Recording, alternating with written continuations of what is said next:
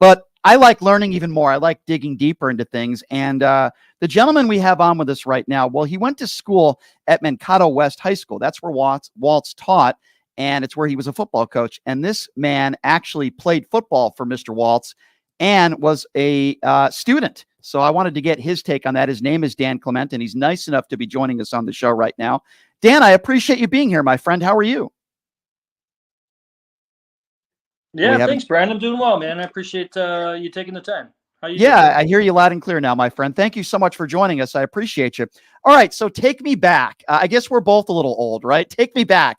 What year was it when you first met Coach Waltz? Was it as a teacher or when he was coaching? What year was this? What was this? So that would have been 96 when I was a sophomore. I didn't have him as a teacher, but he was a coach. So that's when I was first introduced to him. But he was the varsity coach, and I wasn't quite there yet. But gotcha. So I was 16 years old. We were around the same age. So what was like your first impression, right? We always have a first impression of either a coach or a teacher, especially when we were in high school. What was your first impression of this guy when you first met him when you were a teenager? It was a lot of who is this guy? So I think he was pretty new to the area. I'm not quite sure when exactly he got to Mankato, but being from a southern Minnesota, relatively rural town, it was a rather stoic, kind of reserved, keep to yourself, hardworking, but to have the type of energy that he brought, right? He was very, I don't want to say in your face, but, his energy took up some space. Right. And so, he was very engaging, really interested in individuals, and really kind of pressed a lot of, I don't know how I'd say it, I guess, comfort zones. Right. So he was a personality that, from my perspective, wasn't typical at all for Mankato, Minnesota. It's interesting you say that, because I know a lot of college coaches, and they all usually tell me the same thing. You don't want your players to be too comfortable. You want them to be a little bit uncomfortable, not really in a bad way, but you want to get the best performance out of them. So when you say that, is that kind of what you mean by that? Well, I don't know. I think he was just so egregious. It was so in such a positive way. He was outgoing, loud, in the right way, loud, and just. So I wouldn't say he was necessarily, keeping us on our toes, but he was just a big personality, and that wasn't typical in my experience around that time. Gotcha. So Dan, you had spoken in another interview, and we don't have to get too much into detail into this, but when you were younger, you had some substance abuse issues. I don't know if that's fair to say. And you talked a little bit about how he helped you through that. Can you talk to us a little bit about that? Because I think this is really important in a way, maybe even could have saved your life. I don't know if that's fair to say or not, but can you talk to us a little bit about that? Yeah, to say he saved my life might be a bit of a stretch, I would say, or it's a big leap. But I was definitely involved with substances at that time. Now, he didn't directly help me with that. I still struggled with that problem throughout my 20s. Happy to report today, that I've been clean and sober for 14, going on 15 years. So, congratulations. It was a struggle I had for some time. Excuse me, I got my little guy coming in. Oh, that's okay. No problem. But what he did do was he knew I needed some extra care and attention, right? Mm-hmm. And he definitely got me through high school. So I can only imagine what things would have looked like with me not getting through high school. Sorry, pal. And really the only, thing keeping me in school was football, right? Right. And he knew I needed a little extra attention, and he gave it to me, and he pulled me along in that sense. Hey, get here, we need you. Stay and here. What I heard from you is that you didn't have necessarily a father figure in your life. You were raised by your mom. And is it fair to say that maybe Waltz, in some aspects, was a father figure to you in some ways in your life at that age? Yeah, no doubt. I was raised by a very loving, great mother, but it was just her and I. There weren't stepfathers, there weren't boyfriends, there was none of that. So, I didn't really have a lot of male adult figures, providing guidance or anything like that. So, when Tim Walz showed an extra attention and care to me, I really took it to heart and really, felt devoted to him and was really responsive to anything he really needed from me. So here we are now, almost 30 years later, right, Dan? And obviously he's been in public life. He's been obviously a governor. So he's been out there a lot, but now this is another level, right? What was the first thing, Dan, that entered your mind when you heard that Kamala Harris had picked him as her vice presidential running mate? What's the first thing that entered your mind? Well, here, the first thing that entered my mind is when I heard that he was going to visit her that weekend. I think it was a Sunday. He was going to meet her face to face. I'm like, well, that's a lock. If she's going to meet him face to face, there's no way that he's going to leave that room without her thinking. Why did you feel that way, Dan? Tell us. You know, I think everybody would probably echo that, is that when you meet this guy, you get a very good sense of his genuineness, his integrity, his truth, his honesty, and you're gonna get the truth from Tim Walz, regardless whether you want to hear it or not. You're gonna get it. But what's underneath all of that, the undercurrent there is care and compassion, and so when you couple all that together, high energy, a guy who's very bright, but underneath all that, he just wants to do what's right. And you know that when you're in his presence. I knew it was a slam dunk. That makes sense. Are you still in contact with him? Well, I connected with him a couple months ago. Yeah, I visited him in his governor's office. So I had moved out of Minnesota for a number of years, and I just moved back.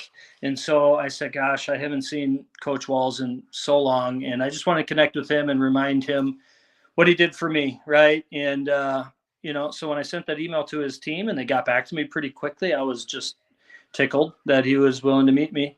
And so it was great. It was good connecting with him. So this has been a bit of a whirlwind. I saw him, a month or two ago for the first time in years, and now I can't seem to stop talking about him. What do you think this will be like? And are you kind of thinking about this in your head, that if Harris does win and he is the vice president, that you might be going to the White House at some point to say now, not only hello to your former high school football coach and teacher, but the vice president? I mean, that's pretty cool. I mean, that sounds exciting, but I would have no expectations of that. He's going to be one busy man, and I'm just here to help in any tiny, small way I could, because as I said, I'm devoted to him. So if you need me to help in any way, I'm willing to do it. Want me to mow your lawn? Great. If you want me to go away and shut up and get off these radio shows, I'll do that too, and I'll happily. I don't think he's going to want that. I think your voice, actually, Dan, is extremely important, and I'm glad you're doing these interviews. If you don't mind me asking you, I don't know a lot about your background politically, and I really didn't have you come on the show to talk politics necessarily, but if you don't mind me asking you, do you come from a Republican family or a Democrat family? How would you characterize your positions and your family, if you don't mind me asking that?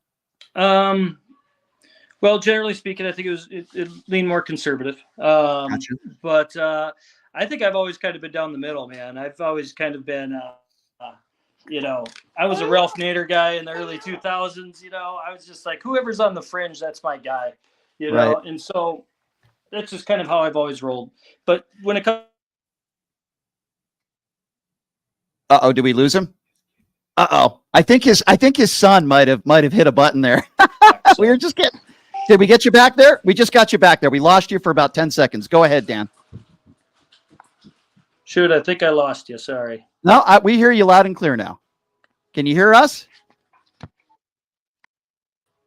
I think we might have lost Dan there for a moment. Dan, if you can hear us, let me know. All right, we'll wait on the line here and see if we can get Dan back on with us, because we can hear Dan loud and clear, but we lost him there for a moment. It was just getting good because I was just trying to ask him who he's going to be voting for. By the way, I don't think that's much of a decision for him. Should we see if we got us? I don't know. Dan, can you hear me okay, my friend? Dan, are you there? Oh, gosh darn it. I think we lost Dan. I think we lost him. That's okay.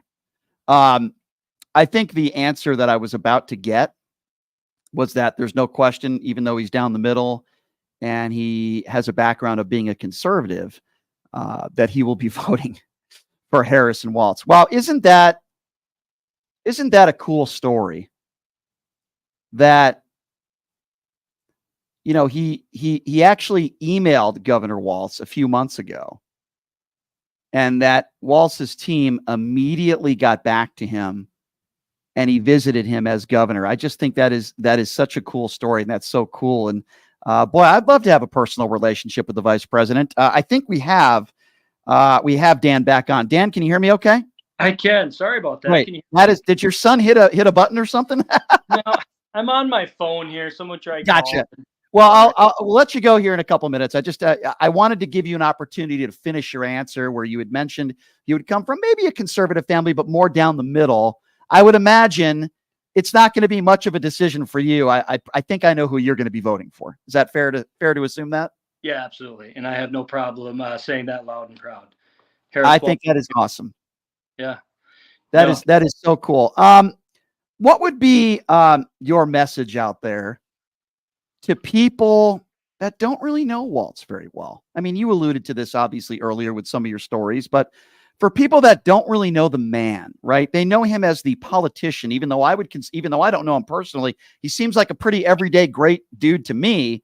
For people that don't know him like you do from when you were a teenager, what would you tell those people, Dan? Well, I guess I would say with Tim Walz, everybody has a seat at the table, right? So I was definitely, I was the type of kid that would be easy to give up on. Just shoo away. You're too much work, don't need you around here. But he didn't. He took the time. He took the attention, and he listens. He wants to know what's going on. He wants to make the right decision, right? And so in order to make the right decision, it takes all views, all perspectives. And he affords everybody that.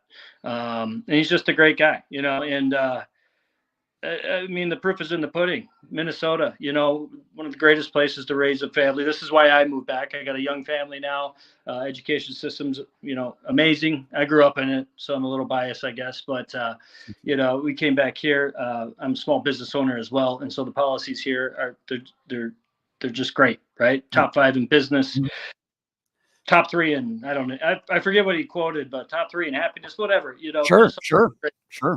And last question, and I'm on board with you. You know who I'm voting for. Obviously, it's going to be Harris Walz, no question. The attacks on the far right, they call him a socialist. They want to attack him for, he allowed tampons in boys' bathrooms.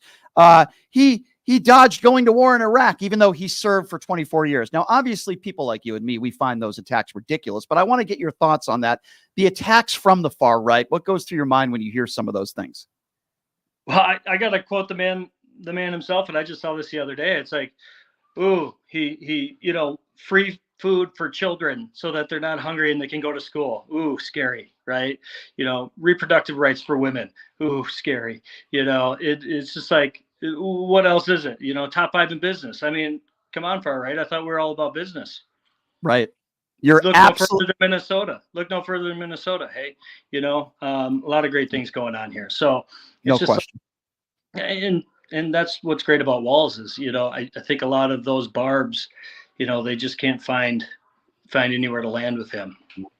Well, Dan, I think what you're doing is really important. And I'm glad that you're doing these interviews because people need to get to know the man, Mr. Walz, not just the politician. And I think when people hear your story and you talk about him and maybe other students, it gives people a great sense of who he is. And boy, he sounds like a great dude, a war hero. Listen, he served this country honorably for 24 years, a teacher, a football coach, a great governor, and hopefully he'll be an opportunity to be a great vice president. Dan, I do appreciate your time, my friend. I'll let you get back to your son. And thank you so much for doing this interview. And hopefully, if they win, I would love to have you back on and get your reaction to that, Dan, if that's okay. And I really do appreciate your time.